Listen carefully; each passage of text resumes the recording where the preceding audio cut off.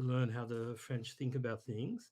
And one of the things is you have to give uh, uh, write essays and give oral presentations before a jury of experts in both English and French, in my case, because I was to teach English. And the first thing that they teach you is that you have to have a problematic, and quite often you announce the problematic and at the beginning. So that seems okay to me. It took a while for it to sink in what they wanted, but because it was at a high level, uh, it seemed to correspond how I'd seen problematic in structuralist writing in Althusser and so on. And then when I started teaching, I realized that this is in the education program. I only taught in senior high school, the last, mainly the last 2 years. And at high school, they've got a sort of, it's not exactly the status of a degree, but you have a diploma that's 2 years after the end of normal high school. And there they had to produce work which had to be structured by a problematic. And at the beginning, um, uh, it's fairly simple. It's treated as just a question. And then I realized that everybody I had in my classes, even the youngest classes, already knew what a problematic was, because from in junior high school, from maybe not at right at the beginning, but around 12 or 13, they're taught that they need, I think it begins in French, but then it's in all the subject matters, that to write an essay, you need a problematic. So it's nothing complicated, because every young French pupil has to learn what it is and learn to do it, except there are sort of levels of understanding. So it begins just as the idea, it has to be a question. You've got the question of for your essay, and you have to create your own question on the basis of that question and of what you want to say. With the higher classes, I don't know if I was absolutely um, in the lines of what had to be done, although I checked with the French and the philosophy teachers. I taught my classes that a problematic is composed of minimum two concepts, maybe three if it's a long essay, and a context. Or so the some of them had trouble understanding, so it depended. But with the best classes, I always said you need two concepts that sort of generate a series of questions, like a field of force that uh, two charged particles are generating, or two magnetic poles are generating, and um, and a context in which they these concepts can express themselves. And um, your problematic can take the form of a question, or just sort of a little paragraph discussing um, the problems and the concepts behind the problems that you see in what you're going to talk about. So anyhow, that's just from my personal experience. And the better the student, the more they love it. So when I gave work to do, and essays, either individual or group, in the better classes, uh, can we do a problematic? Do we have to do a problematic, or even stronger, can we do a problematic? And often it was quite good, the problematic that they set up for the discussion. So it's something quite concrete and not as difficult as it looks. Hmm. Yeah, interesting. Claude, do Maybe you have that in Germany? in some sort of sense. At least in higher semesters, there are some courses when you have to structure a form of presentation that goes about, at least at my university, that goes over 3 hours, mostly in a team. You have some sort of field or problematic that you were given, and then you structure a whole series of tasks and presentations around it. So you have this interactive uh, podium with the other students and your professor who's listening as well. And you give your presentation, you ask questions, you make quizzes, etc., just to give a broad view and understanding of a field or a problem. But the more general remark I would have here on this text is that I find it really interesting that he connects this problematic and the problem comes from the Old Greek problema or problema, which is something that is which is reapproached, if you could say it in this way, or something that is submitted to you or presented to you in some sort of sense, or maybe some sort of obstacle, some hindrance in the sense that needs a solution. And if you think about a problematic, it needs to be solvable in some sort of sense. Most of the time, it is characterized by being able to be decompositioned into more particular problems. It needs to have some familiarity to other problems. So by that, you have some sort of family resemblance between different problems that build together a more vague and abstract problematic. You need to have an effort of um, solving a problem or a problematic, and there is also this aspect of subjectivity. But I really like it here that Deleuze talks about this ideal problematic and connects it in a very transitive argumentation to the singularity and to the event. So in a very brief understanding, I understood it in this way that the ideal problem or the problematic is that which is a singularity, which is an event with a not purely present time, but more of an infinite time of the eons, as he describes it. Um, and that which is confronting us all the time, maybe in different contexts. You can have a specific problem in everyday situations, like when you're doing some crafts, or when you're writing a paper, or when you're doing everyday stuff. But maybe in all of these contexts, you're confronted with the event or this um, thing in the background, and maybe this is a form of ideal problematic, like for example the problematic of being. How is this actualized in different contexts? So that's my general remark on this whole chapter. Yeah, I think the for me the essence of this idea of problem is that it doesn't actually go away. I think that's the difference between the kind of academic understanding of problem and the way in which Deleuze is approaching it. So I'm just checking in difference and repetition. He talks about problems here, and he says, this is just a quote, we're led to believe that problems are given ready-made and that they disappear in the responses to this or the solutions. So the idea there is that the kind of traditional idea is that you have a problem and then you solve the problem, and then it's no longer a problem. But I think in this ninth series, I don't think the idea is operative. I think I get the sense that the problem is doesn't disappear. I think that for me is the kind of essence of the problematic here. It's operational in a different kind of way, but we'll see when we come to it.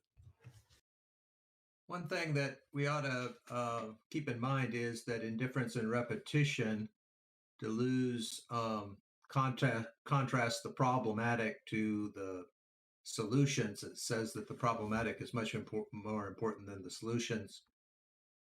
And then he relates the problematic to ideas in Plato and says that the real nature of ideas are problematics.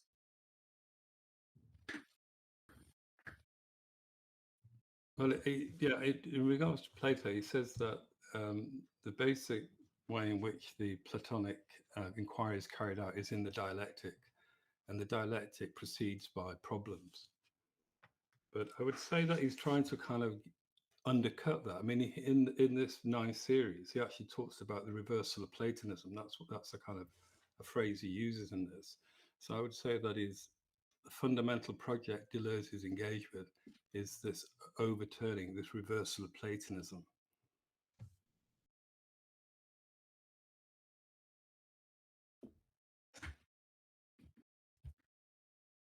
So Well, that's that reversal of Platonism is what he's expressing in his idea of the problematic, because instead of seeing Platonic forms as finished ideas, he's saying that actually ideas are fields of inquiry that that outlast the solutions that we propose to it and are way more important than the solutions we propose to them.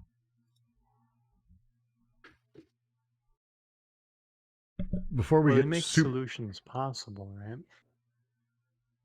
before we get super deep into all of this, I think because I do want to have one other just because we were having debates about exactly what the meaning of singularity is as well, and in order, I think, to have a good discussion about the things that you guys are talking about, which is essentially this entire section, I would love to have a discussion also around the realm of singularity. I think problematic. I would like to say we at least somewhat came to sort of an understanding on what it might mean and what he's referring to, just in general. But for singularity, this was the other thing we were debating last night. It opens up with the idea of singularities being turning points, points of inflection, the knots, foyers, and centers, points of fusion. This phrasing and this usage, does anyone have a quick version that they can toss out for that? And then we can get into kind of the meat of how all of these things sort of slam together. The key point is that by singularity, he does not mean like singularities at the center of black holes. He means singular points, that is, points where something changes concerning a change. In other words, if you're drawing a line and then you suddenly deviate from that line and move in a different direction, that point at which you deviate, that's what he's calling a singular point or a singularity. Cool. Right. Yeah. So if you're progressively heating water, that will be the ordinary series. But if you're heating ice, at a certain moment, instead of just absorbing the getting hotter, it will absorb the heat and change state into water. And if you're heating the water, it will, at a certain moment, you'll be putting in energy without the temperature rising, because it will be at boiling point, and then that excessive energy will make it change state into steam, and in the reverse order as well.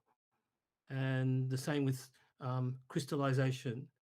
If you've got a saturated solution and you put a little more in, or if it's a super saturated solution and you just sort of put a hair or you knock it, suddenly it will crystallize out.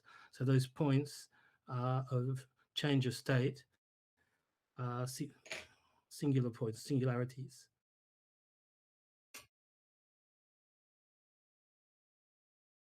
Yeah, he contrasts the singular to the ordinary, and I think these are mathematical terms essentially, and it's, as we've been saying, so singular points are points of change, and I think the ordinary means it doesn't change and it can go on, perhaps just keep going on. But I'm not a mathematician, but I think that's where that's that's the kind of that's the arena in which is where these terms are coming from, I think. It is definitely a deeply mathematical discussion he's having here, for sure. So the singular points are, or critical points are, related to the problematic in that the problematic has these critical points of differentiation within them that are inherent to whatever the problematic is, and those are the singular points. It's perturbations in the field of the problematic. I think what's important though, before we get on to singular, I think you need to understand what an ideal event is, because it says the question isn't what is singularity. The question is what is an ideal event, and he describes the ideal event as a singularity, or actually he says a set of singularities, which I take to be a group. So I think he's relating this notion of singularity to the event and to a particular type of event, which is the ideal event.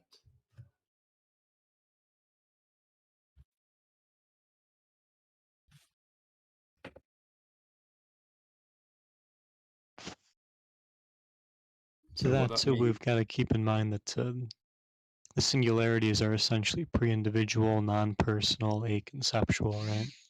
Quite indifferent to the individual and the collective, the personal and the impersonal, the particular and the general, and to their oppositions. Singularity is neutral. Yeah, I think my thinking is that as they're ideal events, they're essentially what is spoken. So they're essentially expressed through propositions, and they're not actualized into a state of affairs. So I think this is what ideal events are. Singularities are. So we can talk about mathematical terms, physical states of affairs. They characterize these, but they're not of these. Mm-hmm. So Is it a ideal event and abstraction? No, it is not, I would say, because there was already the question by Ken, what neutral here means. And Deleuze is pointing out that the ideal event in this sense, by being neutral, is neither abstract or universal, nor particular in some sort of sense. So it's kind of like in a little bit reminds me of Derrida's description of difference, with this some sort of moment that is effective in its active productive movement, but still it is not something that can be beforehand or in this moment be characterized by something that is present or absent, or something that is of a specific quality, or of this specific dualities or dichotomies we use in philosophy, like universal or concrete, actualized or virtual. So the event is, in this sense, producing these forms of thinking and draws them after it. But it cannot be described with them without being lost. but it might be abstract in the sense of the paradoxical object, which is exterior. So I think because I think at some point, if I remember rightly, Deleuze describes the paradoxical object as abstract. If I remember, I'm just going on my memory here. So in that sense, I know what you're saying, trying, but I think it might be. It's like it might, because this idea of neutrality is something that's been given by this paradoxical object throughout the series that we've looked at. So it might be the thing that circulates between the series, but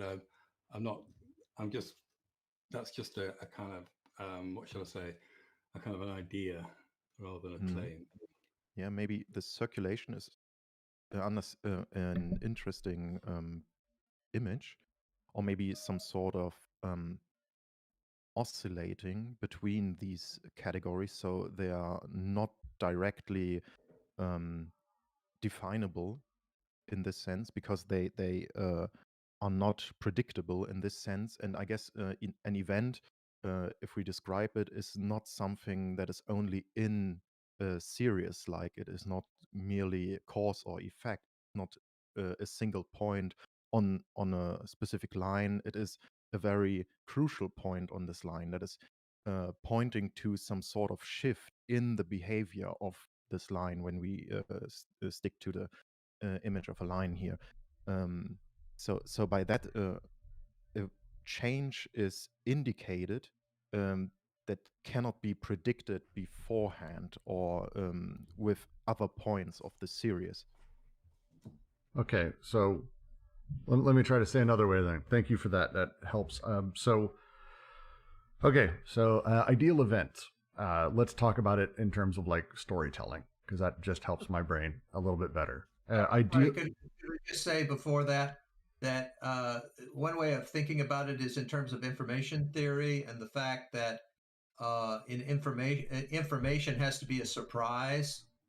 And so if you get a stream of data and it's all the same, then it's only when the data deviates from the norm that it's interesting, and that's the real information that's given from the series, and that's like an event.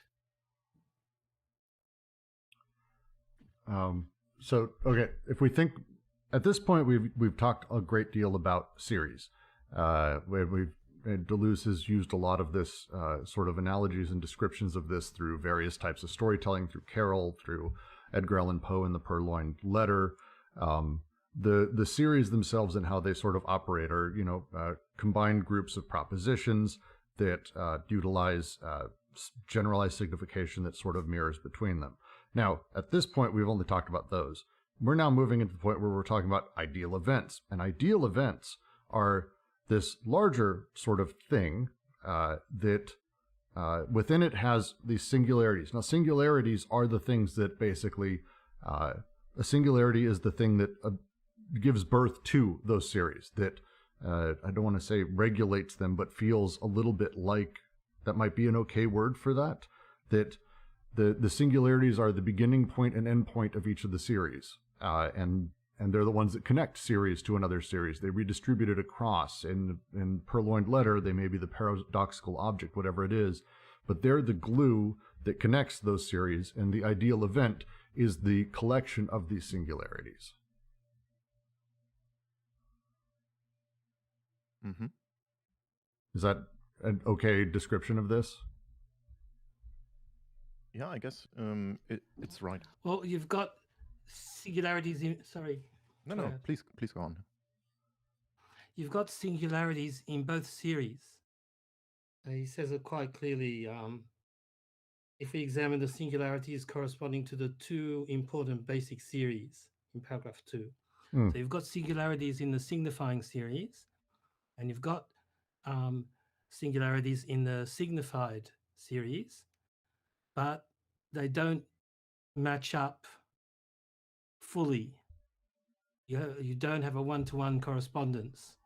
Mm-hmm. So if the two series are communicating in resonance, some of the singularities in the one will coincide with the singularities in the other, but then you'll also have the cases where there are some singularities in the signifying series that won't correspond to anything in the signified series, and vice versa.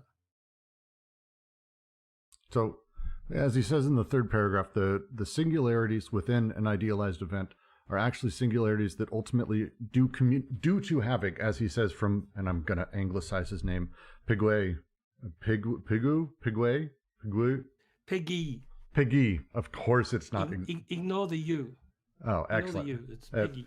Piggy. talks about events have critical points, just as temperature does, and they have a history, and the event and history are sort of inseparable, as he talks about it.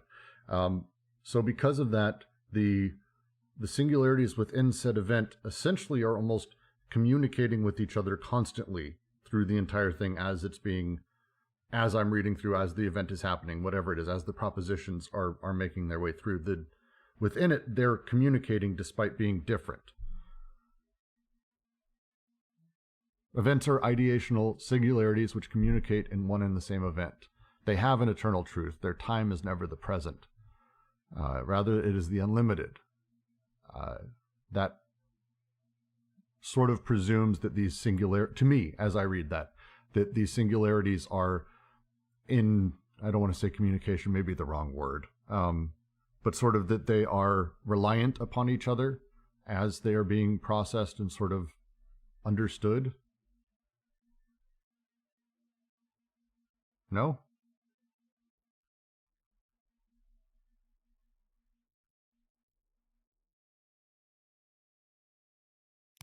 One thing to keep in mind is that to have information, say you have a variable, there needs to be a background or support variable that you are measuring that, or a reference that you're measuring that variable against. And so any information comes from two series. One series is the background or support variable, and the other one is what the variable is changing, that's then related back to the support variable. So I guess where I'm having trouble then is the usage later of mathematics, and we'll just dive right into it. So with singularities specifically, as I read it, singularities themselves are the source of series, but singularities also organize the points within said series, which is not the same as being a point on a graph, as I see it, understand it in the same way. Well, that's like critical points that are phase transitions. Man, my brain's not following, sorry. So like, for instance, as something develops, say, a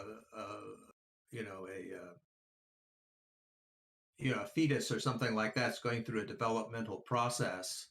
Sometimes what happens is that it goes through a phase transition where all of the singular points that are important change. So in one phase, you might have singular points and that are related to the normal points, and that gives you the order in a certain phase of development. But then it'll go through then there'll be a critical point, and then you've got a new phase of development where there are different normal points and there's different organization of special points.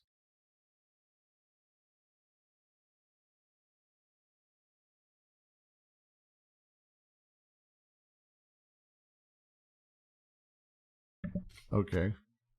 So again, to go back to like purloined, let's go purloined letter as an example of, we have, as he's described earlier, the two series, and there's multiple series, mini series within it, but the two main series of the queen, minister, and the king, the queen, the king, the minister, and then Dupin and the minister and the queen. Again, the way that those series sort of play out and the way that they interact, we have that. We have the singularities, which are the turning points within the elements of the story that not only reorganize that, but sort of have this sort of larger communication with each other, as every sort of singularity ultimately creates a series that goes right up to another singularity, and that singularity then spawns another one.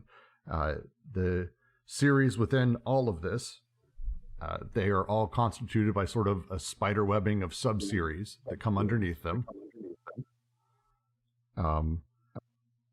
And then all of this is sort of encompassed within the events, the pure events. And inside of Purloined Letter, perhaps it's the Queen's affair, or receiving the letter in one, or later on her panic, that becomes the turning point and the demand that she hired Dupin, which becomes the sort of birth of the second series. These are the singularities and the events that sort of cause that to have those grand shifts within the story.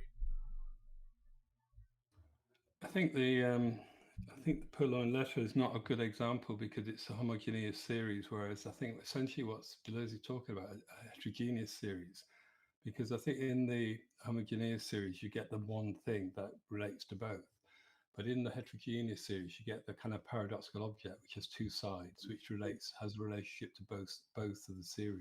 Well, I mean, the Purloin letter is a heterogeneous set of two series. No, it's a homogeneous series because it's the same thing for both series. But that's.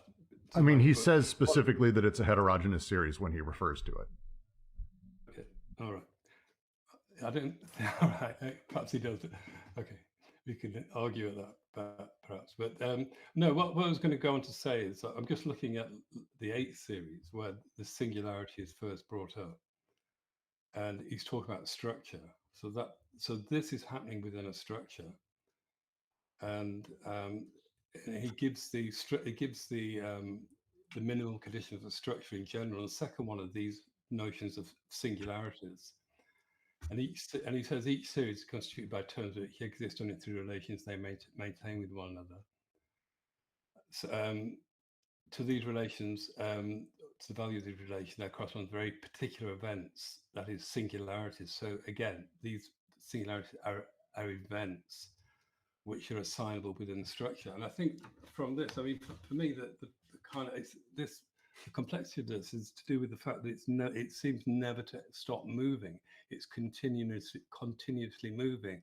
There's no stillness to this thing at all. It's just continuously moving and kind of branching out. As you were saying, Brooks, I think your description was accurate. You know, because it's constantly branching. So you have series which are correspond to. I don't know if the singularities are part of, but they have series which corresponding to which are singularities. The singularities then can give off series. It just seems a very extremely never-ending process.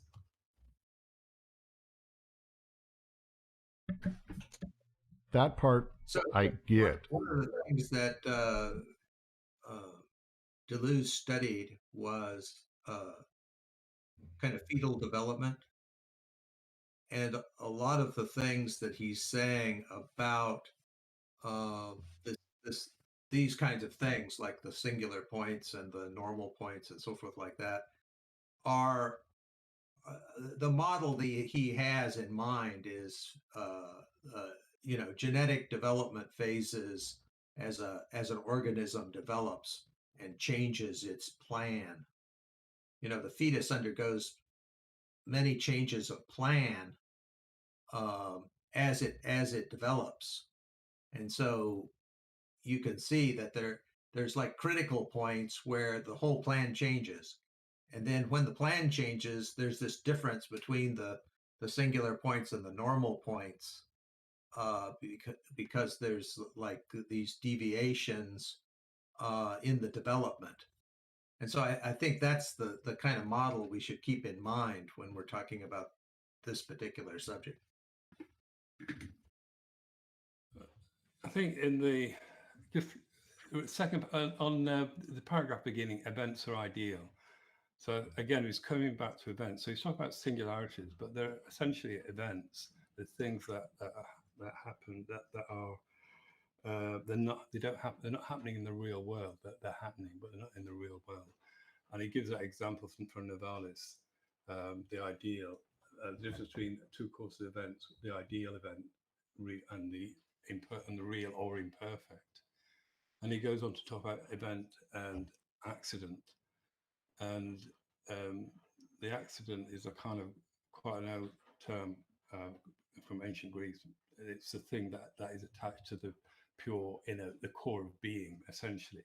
So the thing has being, but it's kind of surrounded by accidents. So you might say an example of that is you might point at a tree, and what you see is, in terms of leaves and branches, etc., are the accidents of the tree, which are the central core of being.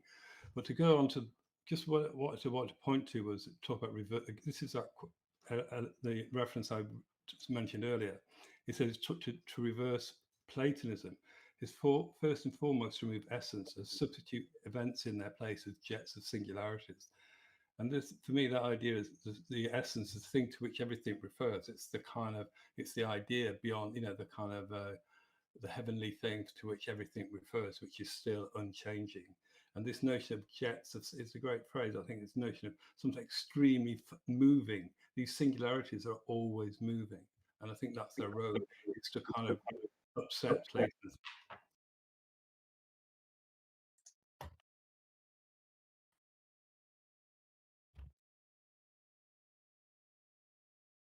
Yeah, I agree. I think the Platonic contrast is really what makes the singularities clear, because as I understand Platonism, right, you know the forms through the essence that you encounter in things, right? So that becomes your, if you like, a problematic of being, right?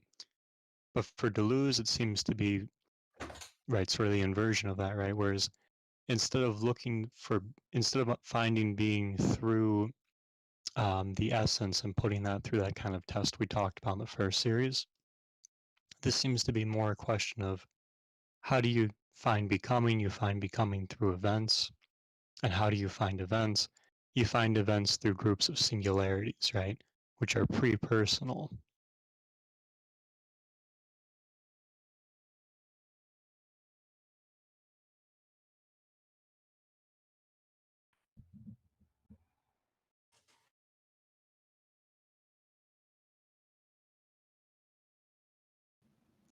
Yeah, so this might be a dumb question, so sorry, but how do we get to the place of the pre-personal without merely saying I'm now thinking about something that's pre-personal? Like that's I agree with you. Like you want to get out of morphism, but how am I not just tricking myself by saying that I'm now in a place of non-anthropomorphic speaking whenever I'm using language and I'm not some sort of alien or general AI or something like that would still be made by a human, so-called human. I think affects are one of the key places where you have a person can be described in terms of substance and accidents, or an essence and properties, but a person can be described in terms of the phase changes that occur with a particular set of affects.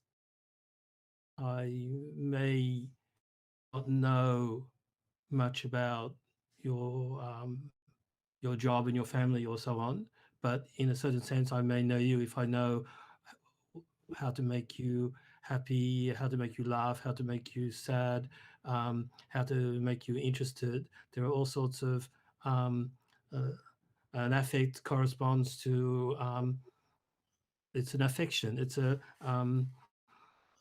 corresponds to an affection. So it's a phase change. So they're there all the time. You don't really have to search very hard to find them. But it's a different perspective for looking on things and people and history. If you look in terms of phase changes, thresholds, critical points, that's different from looking in terms of substance and accident, object and property, essence and contingency.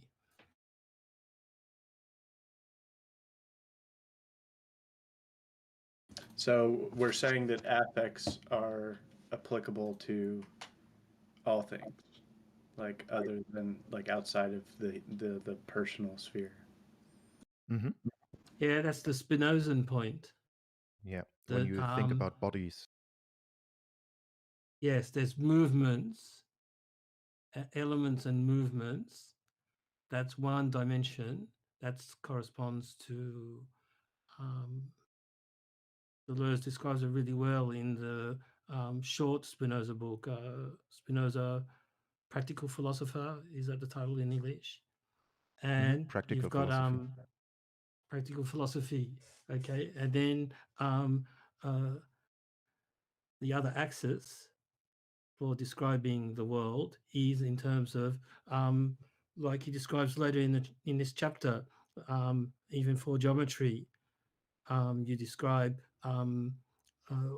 what happens, lines cross each other. What are the terms that he takes from sections and ablations?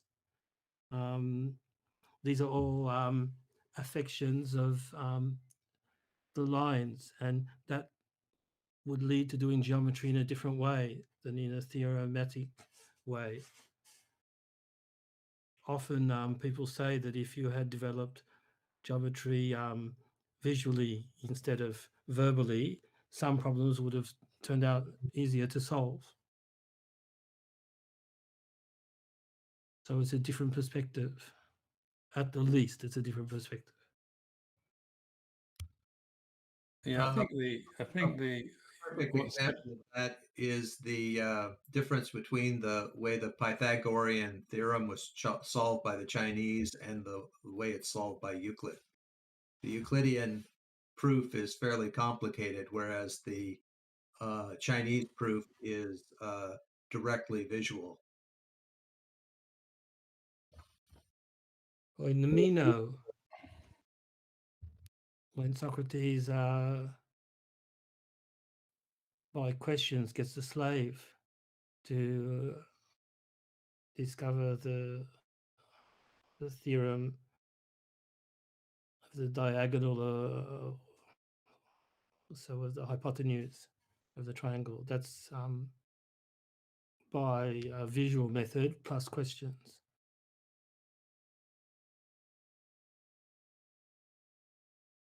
To expand on that, I really like your example there. Part of it is too the locus he's drawing here. So like geometrically, right? Like the locus kind of acting, it's sort of like a plane, but not exactly.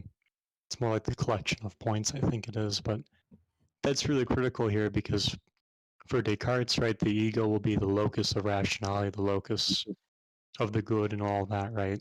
So if you want to contrast to Platonism, right, like the good, the beautiful, and the true are going to move to the cogito and what it can do. Right? But for Deleuze, it's going to be pre-personal because it's not going to depend on the object in that, right? So like with the locus or with the geometrics that we're working here in terms of affects, the locus makes it possible as a problematic to collect them and to focus on how they're going to individuate, right? So it's kind of Simondon-esque. But I think that's really the heart of the matter is it's not going to be personal because it's not about how the water reacts to heat. It's about how the singularities make it possible for water to boil, right? To react the way it does to heat, but not because it's water and there's an essence to it, but because the change itself is being put into motion by the singularities. Yeah, the earlier, right at the beginning of this section, he talks about the singularities, and he gives examples, and he gives the examples of tears and joy, sickness and health, hope and anxiety. These what he calls sensitive points. And he goes on to say that they shouldn't be confused with the personality of one expressing itself in discourse. So we could apply that expression of those, let's say, tears and joy as a kind of as a singularity, a point of sudden change, and we could then think, oh, that's that person. So that's a kind of psychological interpretation of the person through this singularity. But Deleuze say no, the singularity is neutral.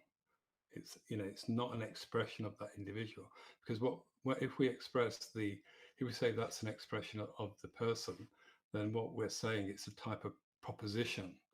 So if we're going back to that idea of proposition, of propositions, and the propositions are split up into initially three sections. And if we say that's the person expressing themselves through their tears and joy, we're saying that's an example of manifestation. So so we're saying it's a type of we're saying it's a type of proposition, when in fact it's not. It's a singularity. It's a point of change that's being given off. The actual tears, the joy as manifested in laughter or skipping around, actualizations, but the points at which you cry or feel joy are singularities, are singular points. He says the singular points are always covered over in talking about the problem. It's a Heideggerian word. It says concealed in the translation, but it's recouvert, covered over. So the critical points, the singularities are always covered over by actualizations. So the actual tears and the actual behavior of joy, I would say in that case, the states of things, the movements in the world, but the critical points at which you go into one or into the other are the singularities, and that's non-psychological in his sense. It's pre-personal.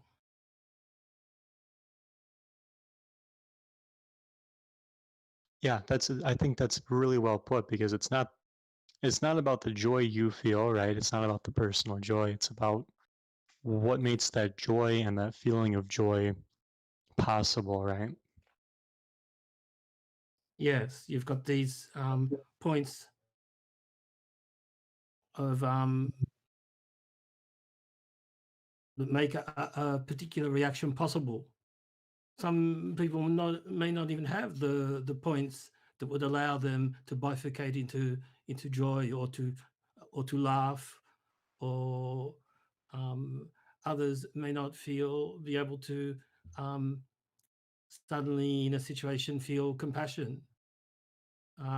This is the idea of the toneless worlds that Badiou talks about.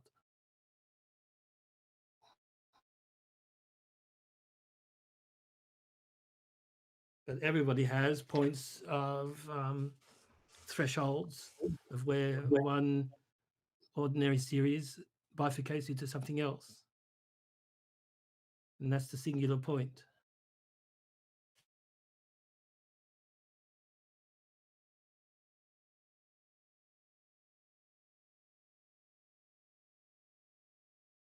And that helps us see contingency too, right? Because if we're talking about ideal Protestantism and real Lutheranism, right, or the event and accident, what you're getting at is really important, because we need to understand this isn't going to be a question of the ideal chair and like the copies of the chair per se, right? It's going to be a question of how the singularities fit into becomings during the event and during the accident, right? So like you're saying, this is where the contingency is particularly important, because with the event, it's possible that it can take place in a certain way, like you're saying, right? Where there might be a feeling of joy that's particular due to contingency, but also in terms of the accident, it doesn't necessarily, so I think I can use the term actualize here, it doesn't necessarily actualize that way, right? Because there's a contingency appropriate there as well. That's why meditation masters can say, don't erase the emotions, but deactualize them. You will have your critical points of getting sad affects or joyous affects, but you can deactualize and not act them out in the world in particular things. That's why meditation claims to be non-psychological in some cases. It's not just the same thing as relaxation or whatever. It's a process of after maybe you work on your singular points as well, but that's different. But at least of detaching the singular points from their particular actualization in the world. That's accidental, or what was the other word? That's contingent. But there's something else that's covered over by that, and these are the points of change, of state, or phase change, or thresholds.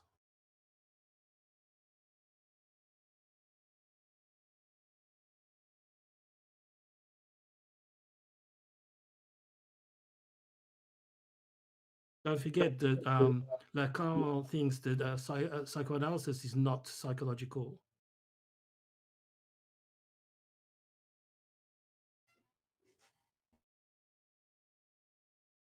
Not like CBT, right? Or like Pavlovianism, but I was going to say to your point about Badiou and the toneless worlds, that reminds me of some of Varesta's early music. I don't know that.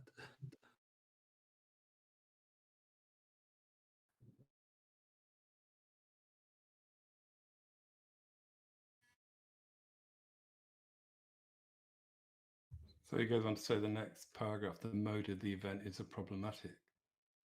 So this is I'm trying to think how one could say the word mode. So the modes in philosophy are things like possibility and actuality, but the mode of the event is the problematic. So this is perhaps how the event has its I don't know, has its existence perhaps.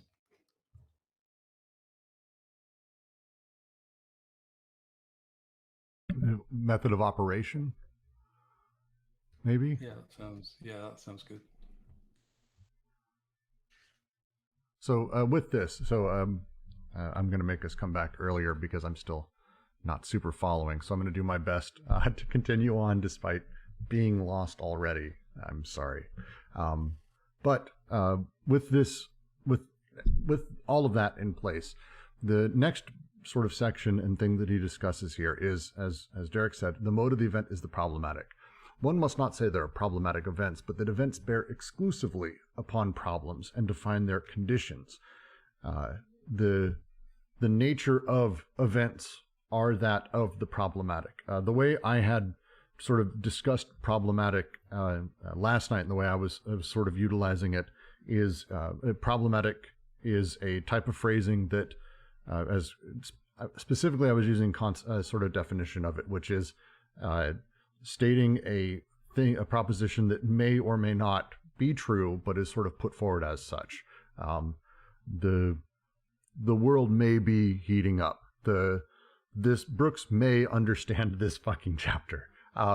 These things are problematics in and of themselves, and this is sort of the phrasing around them. They're discussions about sort of a larger possibility space rather than just a true or false, as I understood it. Is that terribly far off? I think what you need to do is look at this paragraph. I think he kind of, I mean, I might be misreading this, but I think he clarifies it, because one of the examples he gives is of an equation on one side and the solution on the other, and he says this. I think the way I'm reading it is that the equation is the expression of the problem. So, this is what I was saying earlier about, I don't think the problematic is in that sense of here's a problem, now we're going to solve it, now the problem goes away. It's in the idea of the expression of the event is in the field of the problematic, and the problematic expressed in its equation as such. And I think the equation and its solution are two different things, I would say. So problems too. But before you go on, because I want to just stay on that, because you just said a lot. So this section, as he starts talking about it, he's going through, we have the equation on one side and the solution on the other. To the way that we think about this, an equation on one side would be 2x equals y, some very simplistic thing. On the other side would be the solution, which would be a series of curves plotted on a graph with all of its different points on that side. These two things ultimately, obviously, insist upon each other. One, they work together. One is buried in the other. You can't have one without the other. The question finds its perfect answer, I suppose, would be another way to sort of phrase this. With the problematic is the equation. It's an element or a statement that is missing some level of how to put it, perfection around nailing down the literal state of affairs, which is what the solution does. Solution lays all of that out, says what things equal, plots it on a graph. There you go. This is the answer. So the problematic is the equation in that needs to be solved. Yeah, and if you look on page 50, at the top of my edition, page 57, he quotes from I think a mathematician, Lautmann. He says that the instance problem and the instance solution differ in nature. So the instance of the problem, which is in the equation, and the instance of the solution are not the same. And he says they represent respectively. So the instant problem respectively represents the ideal event. And this is what was in the previous paragraph. The event essentially is ideal. It doesn't exist. It's not an actual thing. It's an ideal thing. It has an doesn't get realized in a state of affairs. It's not real. And so the instance problem is sorry, where are we? They they represent respect to the ideal event and its spatio-temporal realization. So this is again coming back to this notion between the event and the accident. The event, ideal event, and its realization, a state of affairs. So all this kind of this duality that's been kind of threading its way through these series is now expressed in this notion of the problematic, which is expressed in this case expressed in an equation and its solution. They're different things, and just to repeat what he says is that one is the ideal event, and the other one is its spatio-temporal realization. That's exactly the relationship between events that Deleuze has been talking about.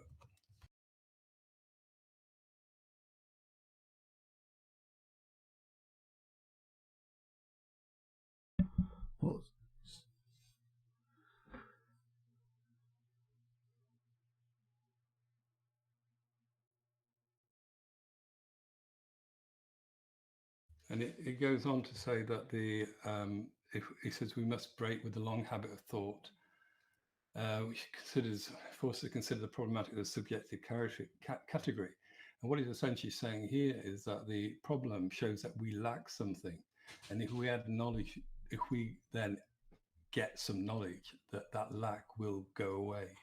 And he said that's not how we should think about this. So to say another way, the sort of traditional classic way of talking about problems, questions, things we need to solve is once we find a solution, the problem effectively vaporizes and now we have the solution. Whereas this would almost imply, in the way he's talking about it here, is that the problematic, the event, the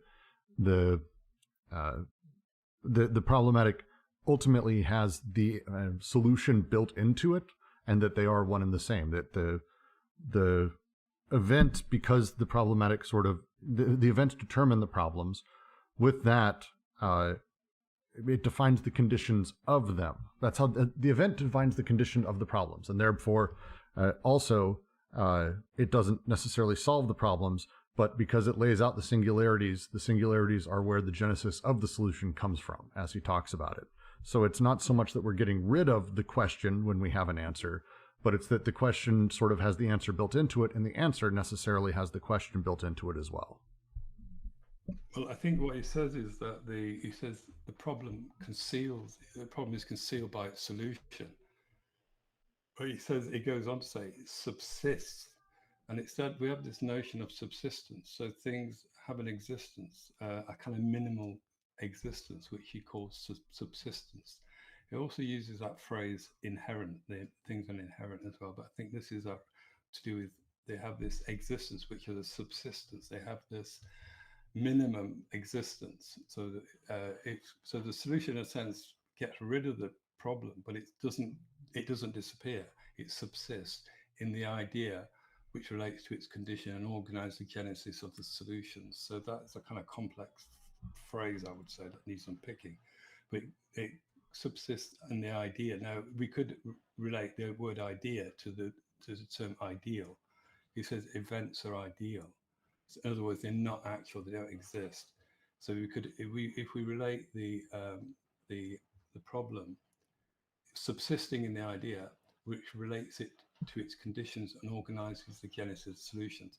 So the conditions under which the problems is stated, and then through which the genesis of the solutions are brought about. And again, the notion of genesis is a very active phrase. It doesn't mean oh, this is a solution. The genesis means it's brought. It's in fact it's the same word as becoming, which we had right at the beginning, actually.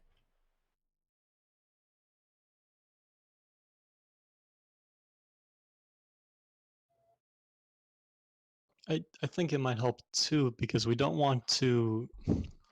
I take problematic and problem to be different terms, right?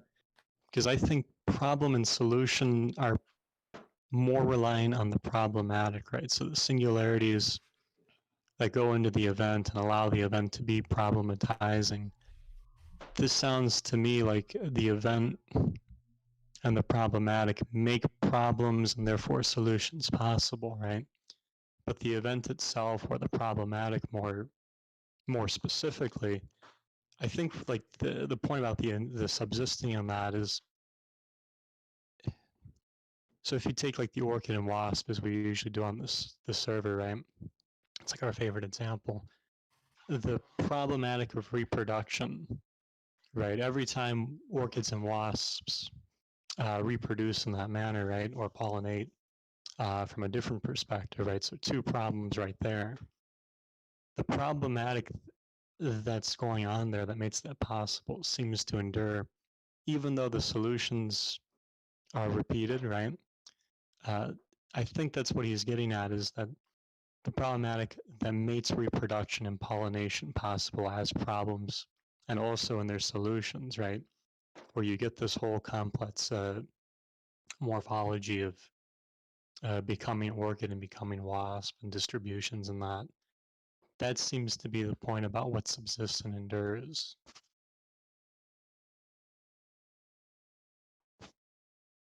And in part because it's conditional.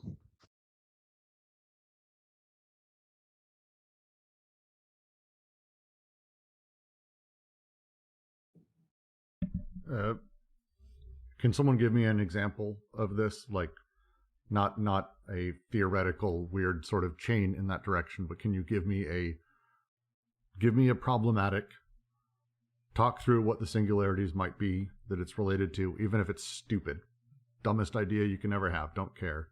I just want to walk through it because I'm completely lost in this. I'm going to be very frank. I'm not understanding at this point what problematic is, except as a weird theoretical thing I'm not able to connect to anything.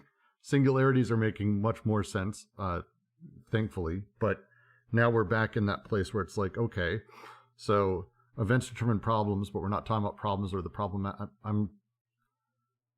I need examples.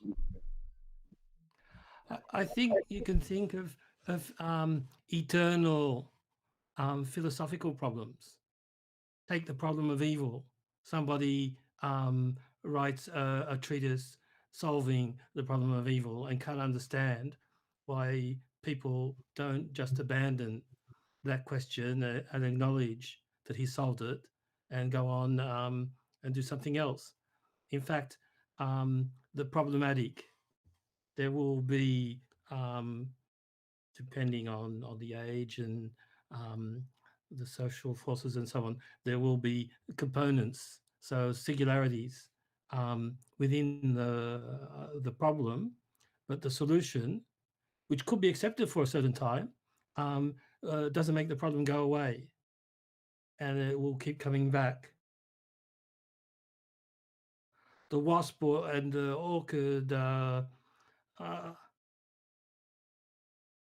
if the problematic is reproduction, the orchid has come up with a really good solution, but the wasp is losing possibilities of reproducing itself, as far as I understand. So you could imagine a mutation where wasps, a new variety of wasps knows how to avoid the orchid trap and go directly to the real object of reproduction. And then the orchids would have to come up with a super simulation, or there would have to be a selection of favorable mutations in that direction. So my reading of this, and it was the first time, and also last night, I went straight to, like, again, the way that Kant talks about the problematic is that problematic judgments and problematic propositions are those that are about possibility. That's it. That's the way he defines the problematic. And an example would be, Brooks may understand this at some point. That problematic, in the Kantian sense, is just about playing with the possible. And it's where we generally start, then we move through the assertoric, and then from there to the apodeictic. This feels like he's talking about the same core thing, the idea of possibility space, because we're talking at first about singularities, which are the singularities characterize states of affairs, persons, things involved, all of the different little bits within the different series, and they travel around series, all those fun things. The possibility space that sort of starts them off, the problematic, that kicks all of those things sort of into place. The event that does that is the one that is that of possibility space. That's the necessity for that sort of first singularity. The possible, the open, this is the thing that pushes me in a specific direction versus nothing, which would push me in no direction. The problematic, and in this sense, is that which pushes me, makes a thing, pushes a direction, creates a series, is the glue that sort of holds them together by moving through it in the singularities. It spawns those. And so when we have, on the one side, we have our singular points, but we also have the aleatory point, which is where the question sort of comes from inside of all of this. And ultimately, this collection of things is what gives us the problematic, the statement we can have that allows us to have a possibility space that also defines the conditions for answering the problems. The events themselves don't solve such a thing, but the way that that problematic is phrased, the things that it grants implicitly by the way that it operates, as he's described here, basically allows us very, very specific rules to stick within to generate solutions. The example he gives of, on the one hand, you have your equation, on the other, you have your solution. The answer is built into it. It already has a perfect answer. It's waiting for it. We just haven't figured it out yet, but there is a perfect answer for every single one of those. And that's determined by the singularities that are being used within the problematic, because those organize the solution ultimately. Like, this is how I've been following this, and I guess I'm just completely fucking lost in this entire conversation. I think we're getting there though. I think what Professor Taciturnos was saying earlier, what you're saying now, I think I'm just looking bottom the paragraph that begins the mode of the event is problematic. Like halfway down, well, quarter of the way down there. He says, I think what he does here, I've just noticed, he said he separates the event from the singularity. So he said the event by itself is problematic and problematizing. So it's problematic in itself and it problematizes outwards. And he says, but it's not a problem as such, but it's problematic and it's problematizing.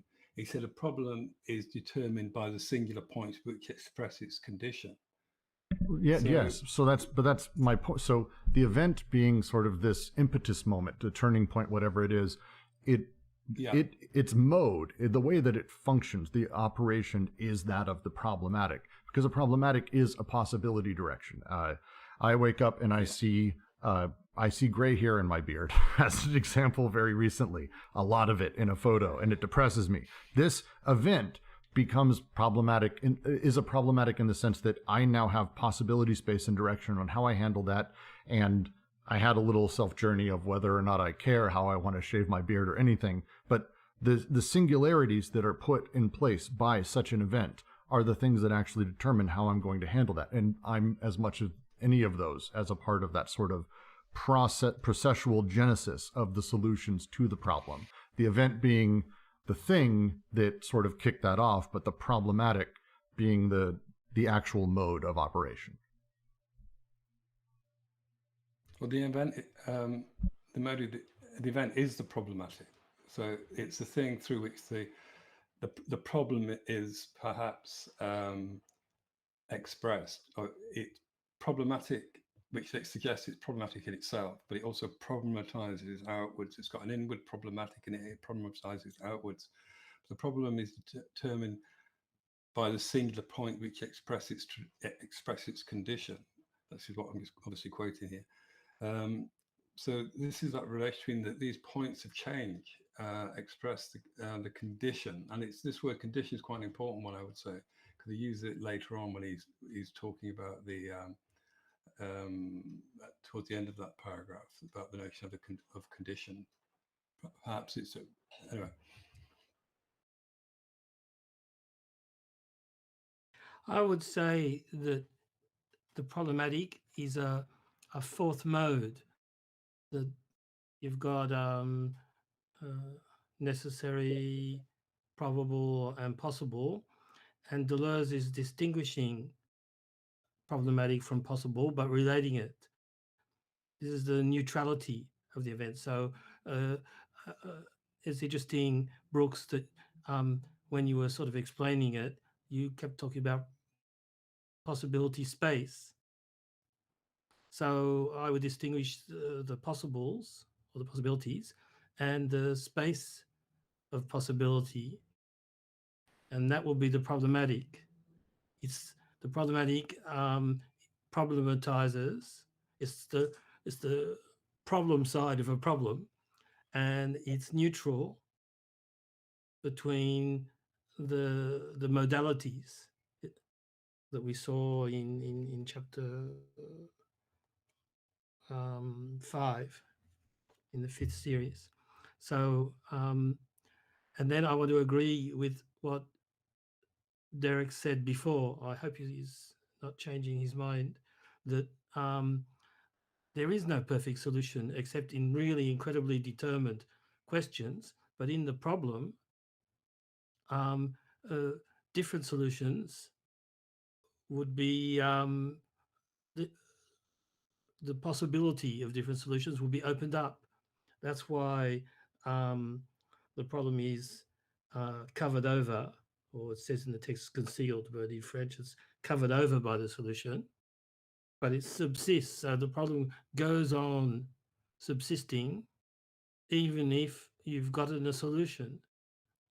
And it may well be that at another moment that solution will be seen to be inadequate, but the problem will be carried on because it and returned to again because it's been subsisting all this time. Yeah, I think the idea of subsistence is to do, as he says later on in that same paragraph. So he says, even if the problem is concealed by its solution, it subsists in the idea, which without this idea, the solution would have no sense. So the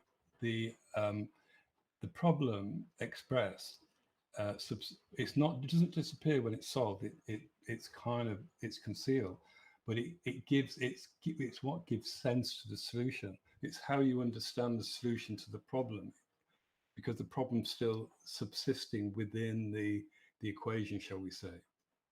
So that is of subsisting the idea. And because it subsists, other solutions in other situations or states of affairs could be possible. If you've answered the question, it's done. If behind the question you discern the problem, it can be reactualized, or not reactualized, reactivated at a later time.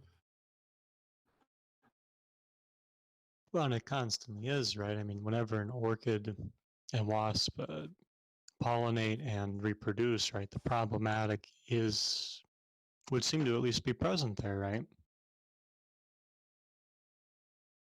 Yes, as I keep saying, the wasp has a poor deal in this situation. If his problem is reproduction. That's why pollination matters, right?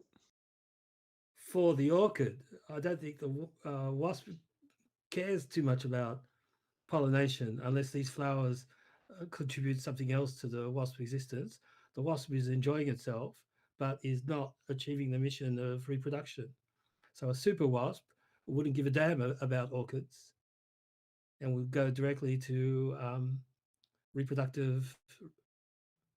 effective reproductive activity.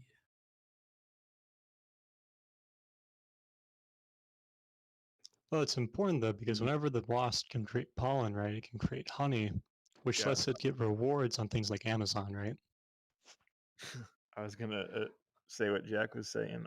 Can you really separate out the process of like gathering the materials from the flowers to build the wax and the honey to create the like bee culture wherein the reproductive process becomes possible, and then like that the larvae are fed? Like none of that would be possible without the like stuff that the bees take from flowers. Like there's no way a bee could survive without. But the bees aren't copulating, are they?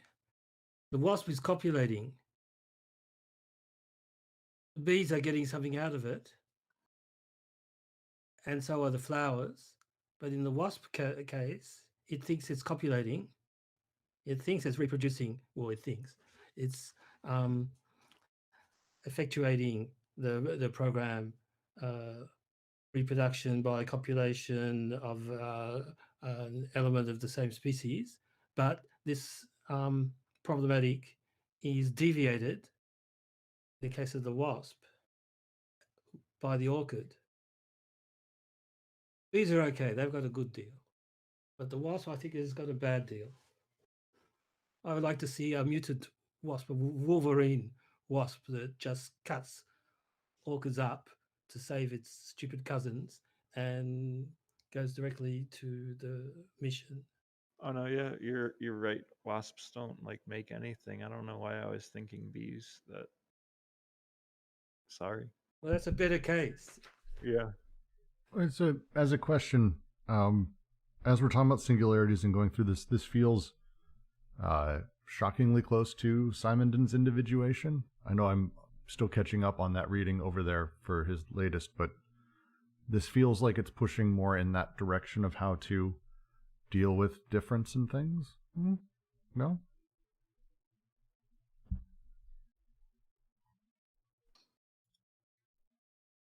Yeah, I think so. Where he's talking about the pre-individual and the singularities, right? Like, yeah, I think it's fair to say there's a connection with individuation in that, but it's contextualized in terms of like inverting Platonism and that, right? So it's not like he's just recapitulating Simondon, right? There's a whole context and a way he's adding a layer it. to it. He's adding a layer to it. I'm just the way that Simondon seemed to have been talking about it seems to fit how we're talking about it here. So it just feels like there's connections there.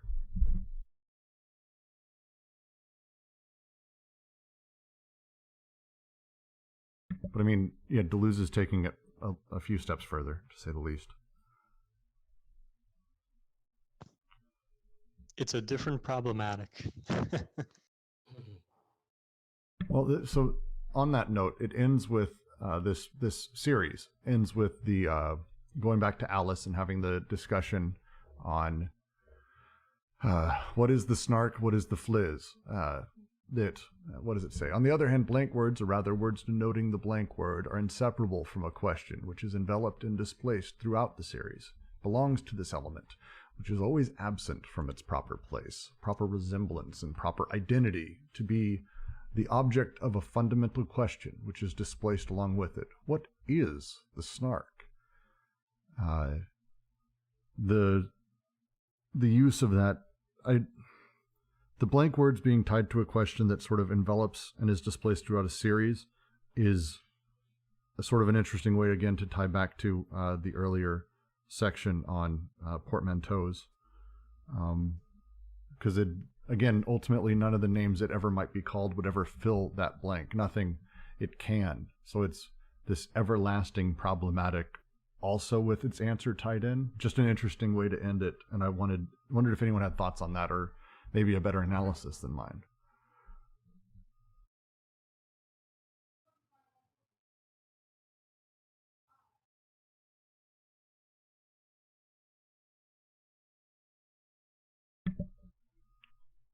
It's the line.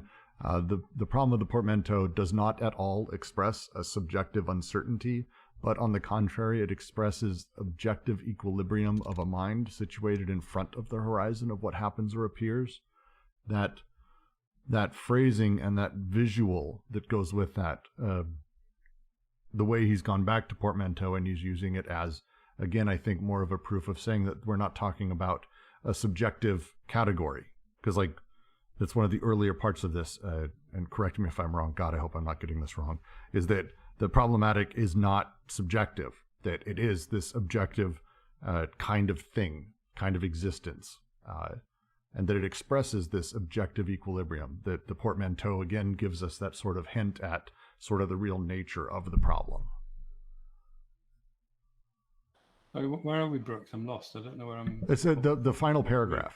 Final paragraph of the series, sorry. For me, it's the bottom of 56, but I know that's not everyone's PDF. Yeah, bottom, page 59 on the one I've got. Gotcha. You know, it's the final... Maybe you can read us the passage you're looking at, so we're all on the same page there. Sure. There is therefore an aspect in which problems remain without a solution, and the question without an answer. It is in this sense that problem and question designate ideational objectivities and have their own being, a minimum of being. See the answerless riddles of Alice. We have already seen how esoteric words were essentially tied to them. On the one hand, the portmanteau words are inseparable from a problem which is deployed in the ramified series. This problem does not at all express a subjective uncertainty, but, on the contrary, it expresses the objective equilibrium of a mind situated in front of the horizon of what happens or appears. And then he goes into examples of the portmanteaus and the esoteric words, ending with the example of the blank words that have no name and nothing can ever fill in the blank.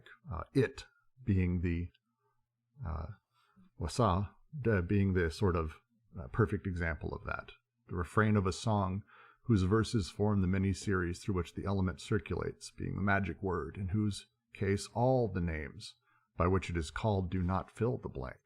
The paradoxical instance is precisely this singular being, the subjective, which corresponds to the question as such and corresponds without ever answering it.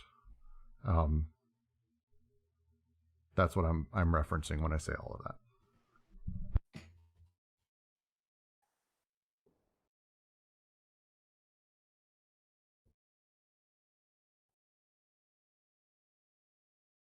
Yeah, I think I see where you're going with that. Oh, go ahead, Derek. I was just going to say that last sentence reminds me of the this notion of the problem, which is solved, but it's still there, it's still present. So he's saying here that paradox. I can't remember, but the paradoxical instance has this objective, or which corresponds to the question as such, and corresponds without ever answering it. So the question perhaps can correspond to the problem, which is What's the use here is of the snark he's referring to as an example. It's a blank word. It's a word that, like, what does it actually mean? Keep answering. You can give me a million answers. None of it ever actually satisfactorily fills in the blank of the meaning. And so that paradoxical instance, that's what he's talking about there. It's the reference to the end of esoteric, the esoteric word series earlier. And that instance has this singular being, and it is basically pure problem that also never really corresponds to an answer, but it does have that. And the nature of this is that the snark, even in its use, and we're able to sort of, as it sort of plays in sense and how we grasp it, it has its answer sort of innately because it is a blank word and how it operates. And again, like I said during esoteric, and I think this is true here, that the use of these is sort of showing us that secondary nature, that the question that is there never leaves, despite having some semblance of an answer. The question is always subsisting in the answer. And that's shown here because we technically don't have an answer ever, and the question is eternal there. And so no matter how much we may say, turn up the answer or have the word be filled, the question has to continue to subsist. He's using the snark, fliz, or it as the example of such a thing. It being a reference to the mouse and the duck, what it means and how signification plays. The blank word never answers it no matter what, and the question sort of never leaves it, despite, in theory, sort of having, its own sort of existence. And the same is true of the portmanteau words, all of that, because portmanteau words are tied ultimately to the problems that get deployed sort of in the ramified series, the series that is now ramified by the portmanteau word. Richard or William, fuming furious or furious fuming. In each case, there is a distribution of singularities, sort of just happens, and that nature, in that place, it expresses the objective equilibrium of a mind situated in front of the horizon of what happens or appears. I really love that phrasing. I love that. That's like super poetry right there. Really love that. But hey, maybe my understanding of this and my sense of this is completely fucked, so who knows? I think we can compare it to the koan in Zen Buddhism, the koan being a question that can't be resolved in your ordinary unenlightened state. And in fact, there exists, I bought it, I don't have it anymore. I bought it many years ago.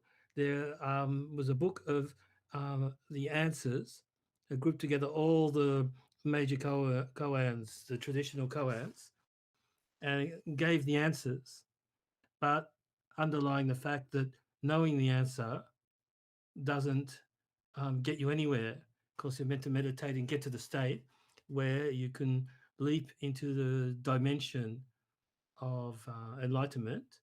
And Deleuze does make the parallel with Zen Buddhism later in this book. And I was very pious because I bought the book, but I never read the answers because I thought that would be cheating and wouldn't get me anywhere. So I don't know. I know the answer to one, but I obviously ethically I can't say it to anyone. That's a really good point, Terrence. I'm not gonna name and shame somebody, but there's a very famous Western popularizer of Zen ideas who attempted to enter into a like legitimate Zen monastery within China, and one of the first things in this monastery that new acolytes are assigned to do is meditation on the Heart Sutra.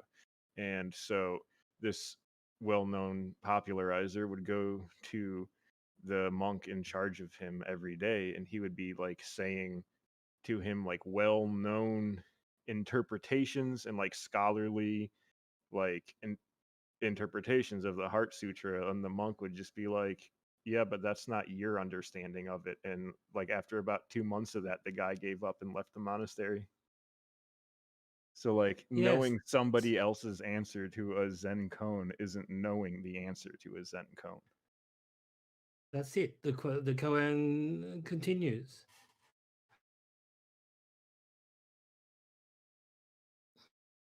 And this is where I think we can take it a little bit further too, right? Because the point about the mind being objective there and this not being a subjective thing, right, is that it's not just the mind taking on the matter, right? It's not like the mind is triumphed here. There's there's stuff going on, as we like to say, right? But what the mind's able to do is I don't want to say it's an individuation, but it's enabled by the problematic, right? And this is interesting because to the point about the portmanteau and the ramification, right? It almost sounds like we've got a condition going on here where the portmanteau is enabled where we have a question without answer, right? Because it seems like we're talking about a very specific kind of problem here, the answerless riddle. And that's interesting because in that sense, right, we're talking about, it almost sounds like we're talking about not only kind of decentering the mind, right, especially in the terms of mathematics, but also where we're getting the condition for one of the three syntheses you outline, particularly the portmanteau.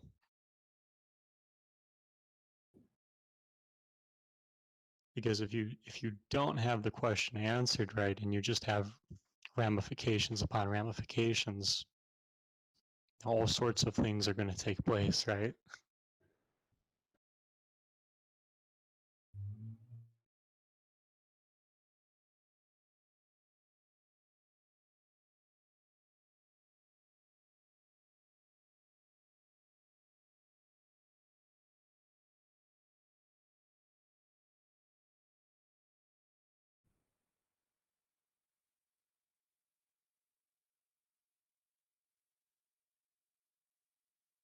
I think the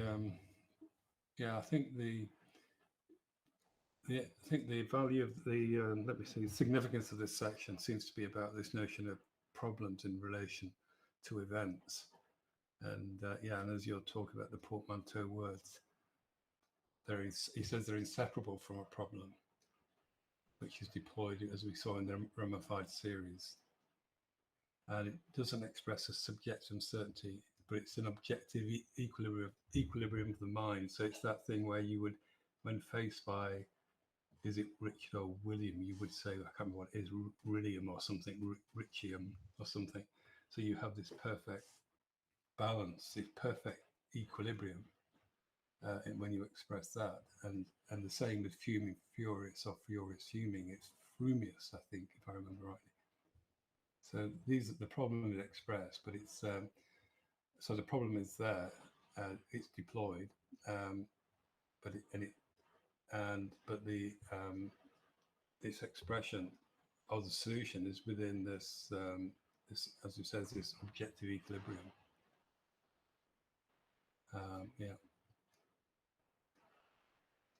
And again, it goes on to say the blank words. So as we said before, things like it and things like that are inseparable from a question, which is enveloped in display throughout the series.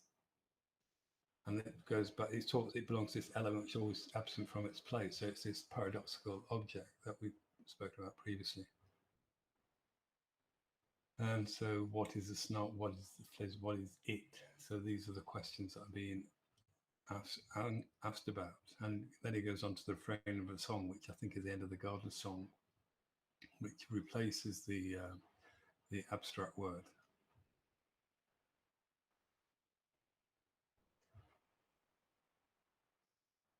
And he said it's an object. It comes right to the end, as we said. So it circulates. It corresponds to the question, but without ever answering it.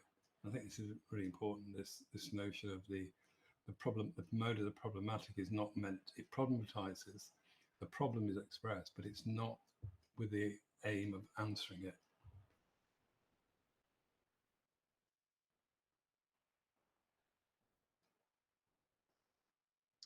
Well, and that's where it gets particularly interesting, because right there you've got, it didn't hit me till this time, but it's clear in the previous use of the example too, right? You've got bodies, right? So we're back to cause and effect. You've got bodies interacting, right? Changing of a state of affairs and that. And when he talks about the mind as objective there, I mean, it's sort of weird, right? What does it mean to take the mind as object? But I think we can safely say we do it quite often. Often enough that we can say here, right, that the mind, when he's talking about expression there, he's talking about, right, an event and sense. So we're getting, it's kind of a quick example, but in that example, you're getting quite a bit of what he's talked about in terms of the ontology, right? You're getting the becoming, you're getting the events, you're getting the bodies and the states of affairs, where sense provides the frontier between them and the propositions, or the questions being asked to the person to which the mind objectively responds, right? Which makes the portmanteau particularly important there, because then the ramifications as part of this this problematic, right? I haven't read the story, but I'm going to speculate that it probably leads to some confusion. It leads to all sorts of changes, and it leads to, since it doesn't answer the question, right, and the problem remains a problem, and the potentialities of the kind of a nice play on words, right? The ramifications of the ramifying open up. It should create a whole change in the state of affairs and produce different events altogether. Well, and he says explicitly that the concept of the Platonic essence is to be replaced and have events themselves be put in their spot as jets of singularities, which I like the phrasing there.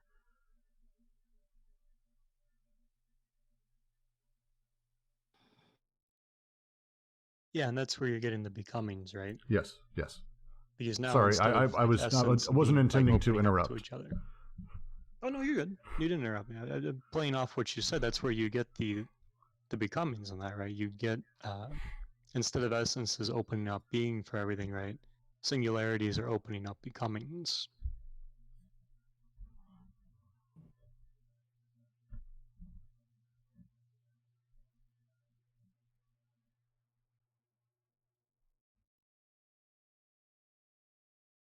So then, is it possible that, because he talks about events replacing essences, essences being the Platonic idea of the thing that makes a thing, maybe terrible wording, but that's how I grasp it. But if we replace it with events and the idea of becomings, then is problematic here, which is the mode of events, essentially questions we don't have answers to, like in sort of at large? Is it its own entire objective category then of that which doesn't already have a corresponding answer?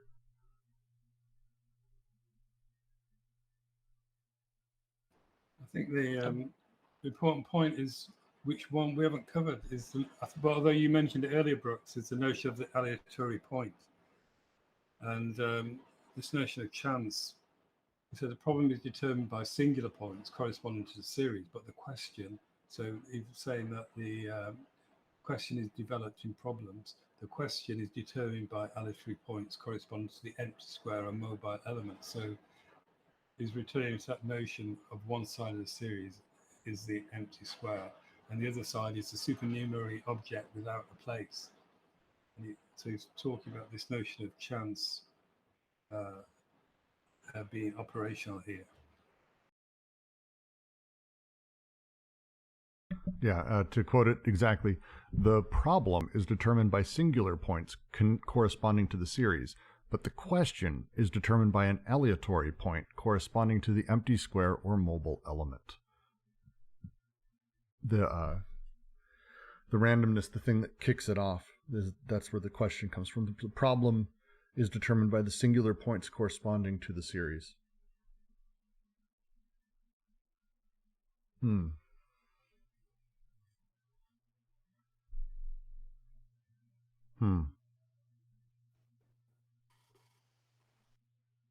A personal experience.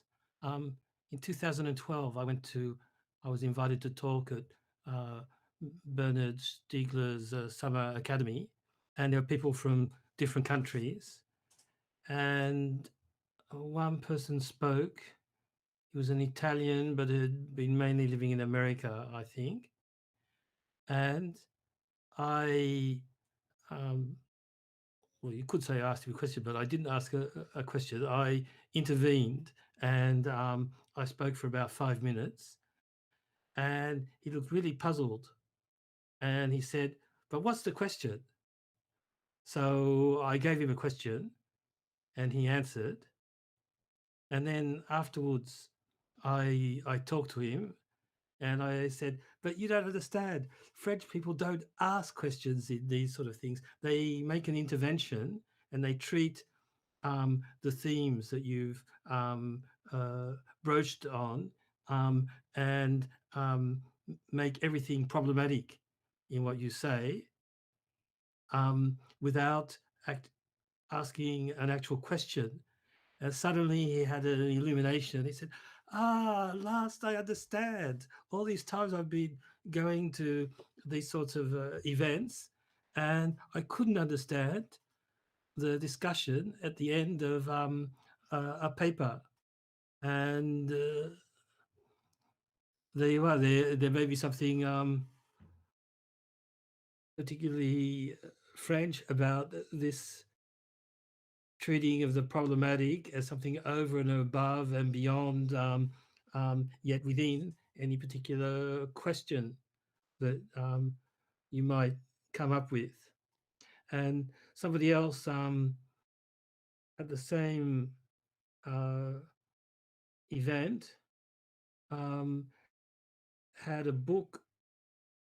I forget the name of the book, but at the end of the book, there was an interview with Bernard Stiegler, again, that's why they were reading it, on the existence of God.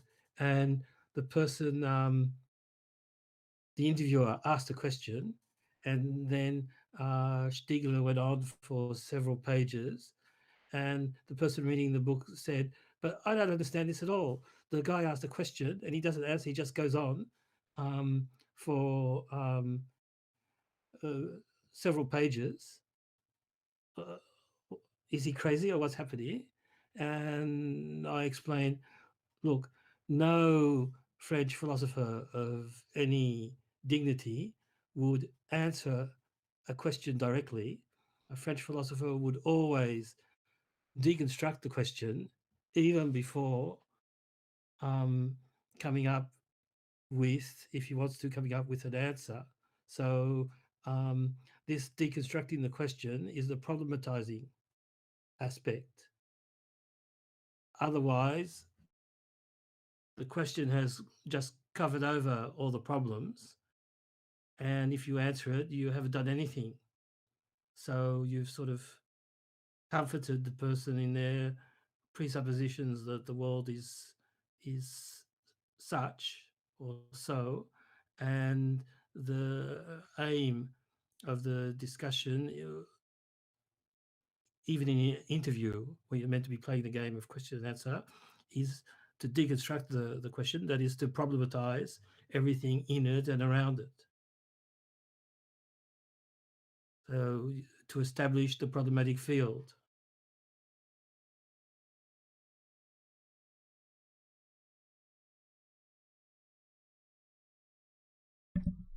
On that, it's worth asking if anyone knows why he brings up James Joyce here. James Joyce will be able to give sense to a method of questions and answers which doubles that of problems. The inquisitory, which grounds the problematic. That's one of the chapters in Ulysses. It's in the form of a didactic series of questions and answers. Don't ask me which chapter, I've forgotten. I read it several times, but ages ago. That helps. Thank you.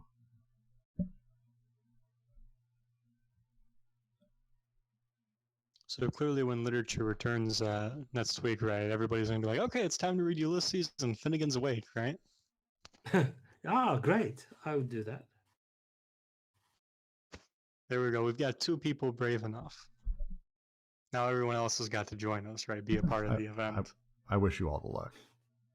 All the luck with that one. All right. I'm going to have to spend some time thinking through this. This one is, it utilizes a lot of terms I know Deleuze has brought up elsewhere, and so people who are better read or more experienced, I think, come to it a little bit easier. Speaking of singularities that probably help you in understanding this, probably has a few. I've got a bit more reading to do on that. Does anyone else have any questions or comments on this one as we start to sort of close this out? Is there any other comments, questions, or things on the nature of the problematic here?